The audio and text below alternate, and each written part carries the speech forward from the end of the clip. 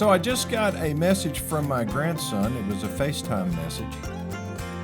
And usually what that means is that there's an upcoming game that he's interested in talking about.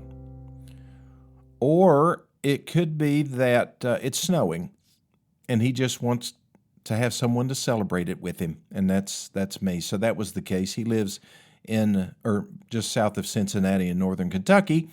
And so he sent me this, he called me on FaceTime and said, "Look, Pop." I said, "I know what that means. You're out of school." Yeah.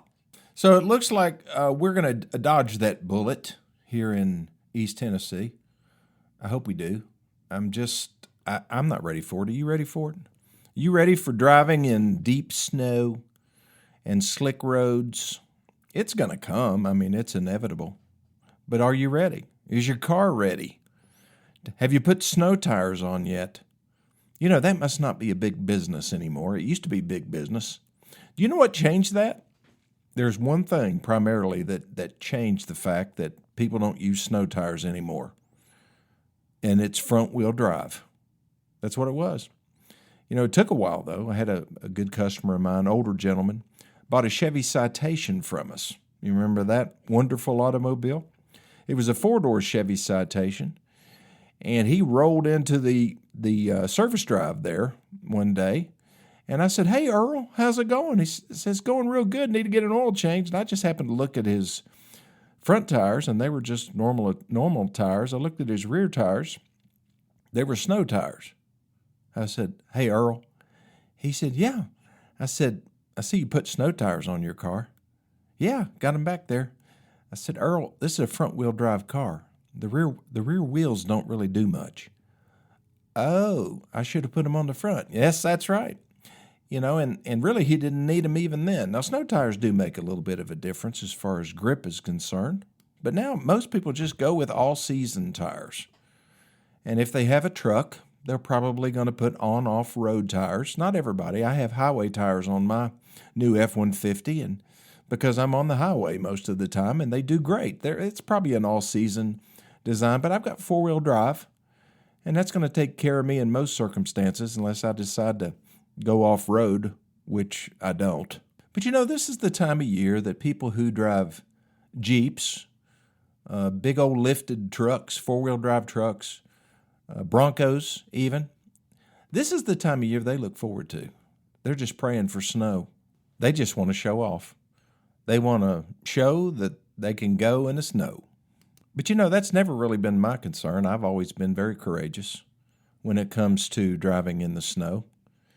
One time we lived at the top of a very big hill, very steep hill. It's called Hope Road here in Greenville, Tennessee, and I was driving a Chevy Celebrity station wagon. Matter of fact, it was a Eurosport. You remember those? You probably don't.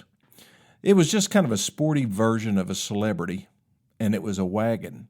People say, "Why do you want to drive a wagon?" You know, like that. I said, "I've got two kids at the time. And it's just it's a place to put stuff." We sold Chevy Blazers and things like that at that time. I just thought one day I was going to be courageous, and it had snowed. It was pretty slick. I made it all the way to the top of the hill, almost. And then it started spinning.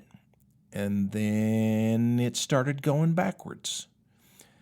And there was nothing I could do but turn around, put my arm on the arm or on the back of the seat like you would if I was wrapping her around my girlfriend, and try to steer that thing somewhere. And the only thing that I could see that was going to stop me was to get off the road. Going backwards now, probably 15, 20 miles an hour at this point, making great time. And so I just said, okay, mailboxes. So I wiped out, I think it was 3 mailboxes, some nice landscaping that was right around somebody's driveway, and then made some massive skid marks in a yard. But I didn't hit any houses or other cars. So this courage is false courage. It's one-way courage. It's courage when you're moving forward and have some degree of control over where you're going. The courage evaporates when you're moving backwards and you have no control, or you're moving forwards and you have no control and you start sliding. So one of the things we want to do to prevent that is stay off the doggone road, first of all, and second, don't go too fast because, you're driving faster than the conditions indicate. That should be obvious. But these people that are driving these four-wheel drives and Jeeps and Broncos and so forth, they get this false courage and ends up getting other people hurt. So let's not do that. If we're getting snow tires, let's make sure that we put them on the wheels that are actually driving the vehicle. And if we're driving on bald tires, it's probably past time to get that taken care of. So here's a few words of advice from an overconfident car dealer who went backwards down a hill in a Chevrolet Eurosport and took out a bunch of mailboxes and some landscaping because he was just maybe a little bit too overzealous. I'll be back in just a minute.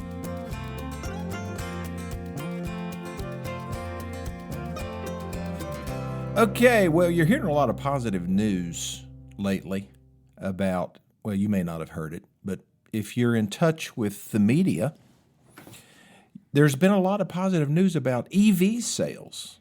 Oh, EV sales are going off the charts towards the end of the year. Don't believe it.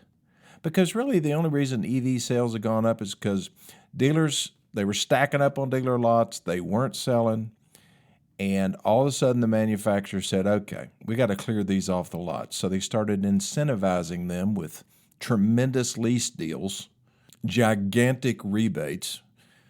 And then, when you combine that with a $7,500 tax credit, which you actually get on the spot at the dealership. It's not like you have to file a tax return and wait on that. Because a lot of people don't pay taxes. They don't have to. They don't have enough income to have to pay. So can you still get a $7,500 tax credit? Yeah. You just go to the dealership and buy yourself an EV that still qualifies. What would make one not qualify? Well, there was a rule that if a manufacturer sold 200,000 of a particular EV model, then they no longer qualified. But the government extended that and allowed a grace period or a grace number of units so that more would qualify, because they had to do something. They told us that the internal combustion engine was dead. No more. We're not going to let you sell them anymore. We're going to make you buy an EV. And the public said, no, you're not. Not buying one.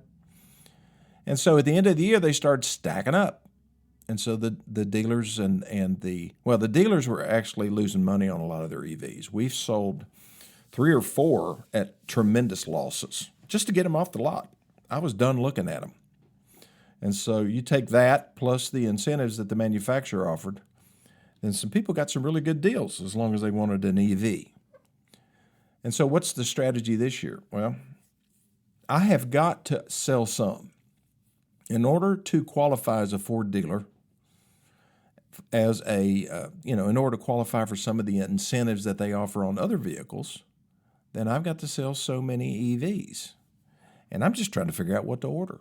I mean, do you order a stripped-down version, that just doesn't have many features? For example, a Mach-E that's not a GT, just a base model, short range. They make one that goes about 250 miles on the charge. Well, then they make an extended range battery that's more money, of course, that will go like 325 miles. Neither of them are enough as far as I'm concerned, especially with the lack of charging infrastructure that's out there. But, I don't know what I'm going to do, but that's what it takes to sell these things right now. Now, on the left coast or the east coast, then it's a little different story. You've got more chargers, and you got more people that believe the hype and decide to go that route. What's punishing a lot of those folks, though, is the ones that bought the vehicles are suffering unbelievable amount of depreciation, even in the first year. You got somebody that buys an EV and they drive it for 6 months or 8 months or even a year, and they say, I don't really like this thing. This is inconvenient. I don't like pulling up to a charging station and have to sit there for 45 minutes, and if there's 4 or 5 cars in front of me, I might as well go to a movie or something. So they decide that this isn't for me. I'm going to go trade it in. Well, they owe $75,000 on it. And now it's worth $35,000. What are they to do? Nothing. I mean, they're stuck unless they can come up with all that cash to pay the difference, or they roll as much of that negative equity into another vehicle, which is just compounding the problem, because more than likely they won't want to keep that vehicle long enough to pay for it. And so they want to trade it, and then it's just a vicious cycle. You know, we've talked about how negative equity is a big problem in this market, and doubly so when it comes to EVs. So is that enough negativity about EVs for you? Well, I'm going to do a 180. I know you're not expecting this, but I'm going to tell you why you should buy an EV, why it's not a bad idea, why it may be a brilliant move. And one is because of the deal. You know, because of the fact that manufacturers are pushing this like crazy right now. And why are they doing that? It's because there are still some very important states, including, well, on the East Coast it'd be, just about all the Northeast, but including Virginia, because they pattern their rules as far as emissions on what California does. And when you look at the West Coast, all the way from the Mexican border to the Canadian border, all of those states, including Colorado, they use the California rules for emissions. And what they have said is that by 2035, there will be no more internal combustion engine vehicles sold in their market. Now, is that going to happen? No.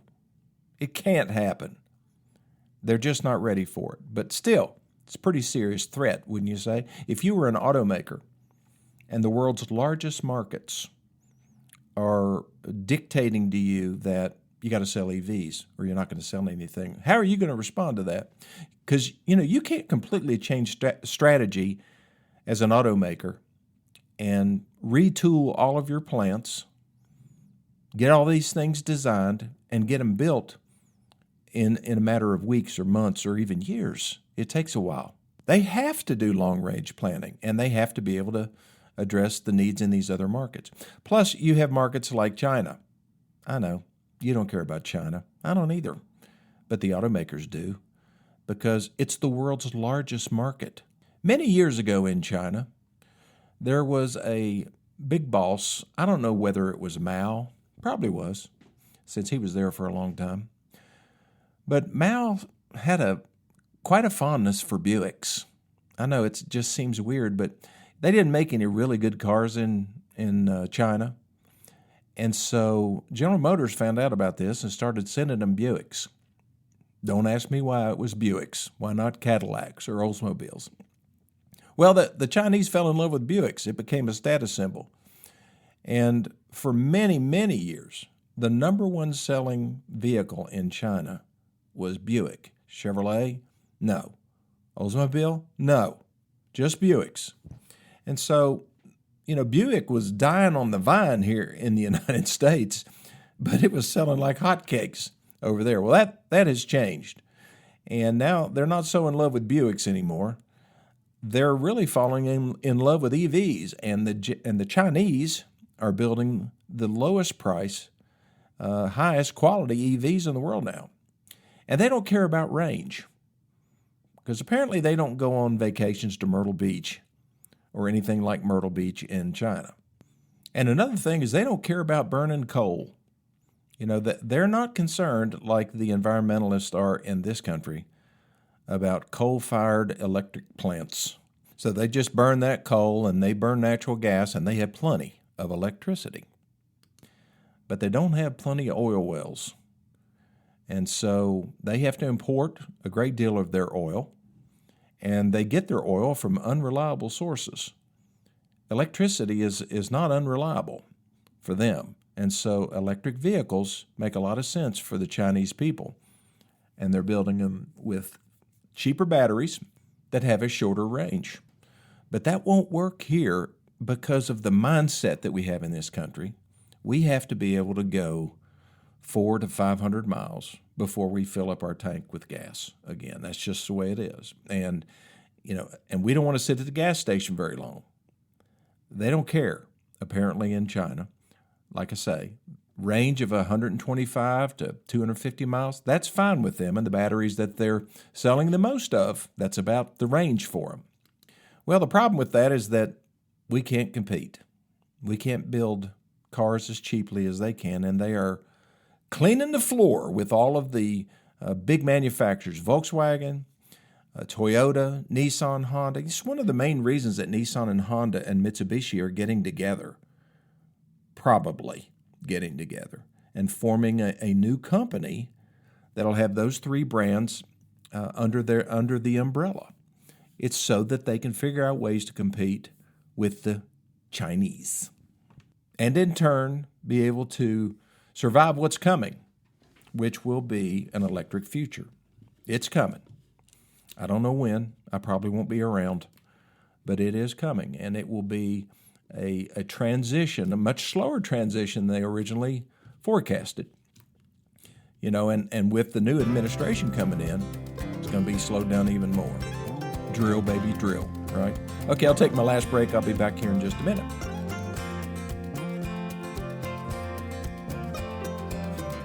Okay, let me get to the main point.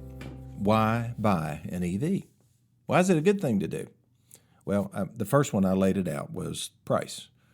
Because the incentives that they have right now, in many cases, you can buy an EV for what you'd pay for a hybrid or less. So if you drive just short distances, if you pretty much don't go any further than 150 miles away, you can go there and then get back and then just come home and plug it in. What about my electric bill? Well, it's going to go up a little bit. But, when you're talking about 6 cents per kilowatt hour, it's not going to cost that much to fill your vehicle up. I calculated on this Mach-E that I took home one time.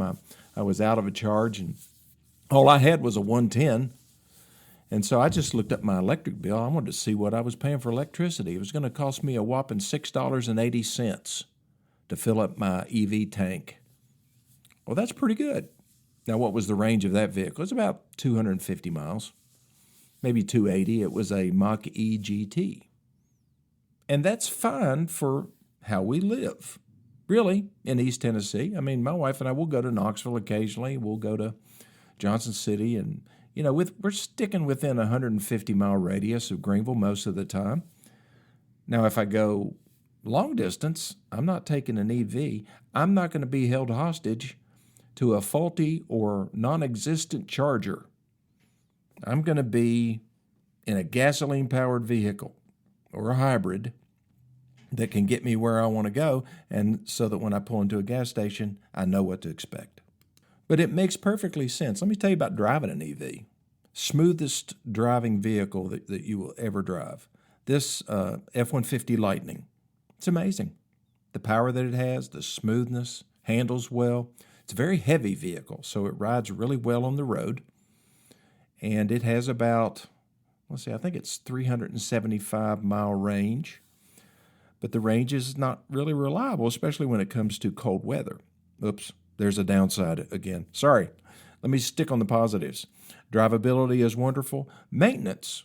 There's really not much maintenance. I mean, you might have to replace your brake pads and on the front and rear at some point.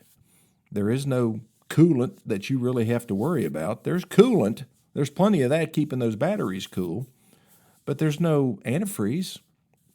You don't have to worry about it starting in cold weather. It's going to immediately turn on when you hit the start button. So that's good, isn't it? I don't necessarily like to put gas in a car. It's not fun. So all I have to do when I come home is pull it in the garage and plug it in, top it off. Don't even have to do that, but in my case, or my wife's case, once every 2 weeks maybe. So that's pretty good. I really wanted to test this theory out about driving an EV. So my wife and I were going to go out of town. I had reservations to go to the Martha Washington Inn in Abingdon, Virginia, just for a little weekend away.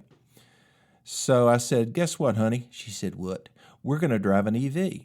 You sure you want to do that? Yeah, I'm sure. So I got in my Nissan Aria that we had in stock, and I charged it out here on our level 2 charger. Takes about 8 hours to get a full charge on that thing. Had it fully charged, and we left Greenville. How far is that to the Martha Washington Inn? I think probably 100 miles, I would say, from Greenville. So when I got, and it was really cold. I was a little bit concerned about that because I didn't know how fast the battery would deplete in cold weather. Well, I made it all the way up there and still had 60%, I believe is what I had left. So we stayed, and we didn't really have to drive anywhere because the restaurants were really close. We just kind of walked around. We stayed there for 2 nights, and then the following day, we headed back home. Well, I wanted to stop and see if I could charge at one of the chargers there in Bristol, Tennessee. So I looked at the map that is actually on the screen of my car, and it said there was a charger just off of State Street in Bristol. So I pulled up to that thing, and there it was. ChargePoint, I think, was the brand. And I didn't have the ChargePoint app downloaded. Whoops. So I did that real quickly, put in my credit card, and then I was ready to start charging my vehicle. So I did the credit card thing, stuck it in the front of the vehicle where the charger is, and sat there and just kind of watched the gauge on my instrumentation. It was going to take a while, but I did learn something. I don't want to travel in an EV because at that time in Bristol, Tennessee or Bristol, Virginia, you know how many level 3 chargers there were? Now, those are the fast chargers. There were none that would work for me because I wasn't driving a Tesla, and that's not good. Now, over the last year and a half, 2 years, a lot of car dealers have installed level 3 chargers. And the state of Tennessee has been paying utilities to install them as well. So there may be more than there were, a year and a half ago. But that only really matters if you're traveling. If you're driving up 81 and you're headed to Washington, D.C., and you need to stop in Bristol to get a quick charge, then it's a problem, unless you're driving a Tesla or find one of the level 3 chargers that have been put in. But, who's going to travel in an EV? Not me. And for the most part, you can have a charger installed in your garage, and you can plug it in when you need to and get a charge overnight, and it's fine. You'll never go to another gas station again, except when you go on a trip. So how's that for ending on a positive EV note? That's as good as I can do. Well, thanks for listening to this edition of My Car Guru. If you have any questions, give me a call, 423-552-2020, and we'll see you next time.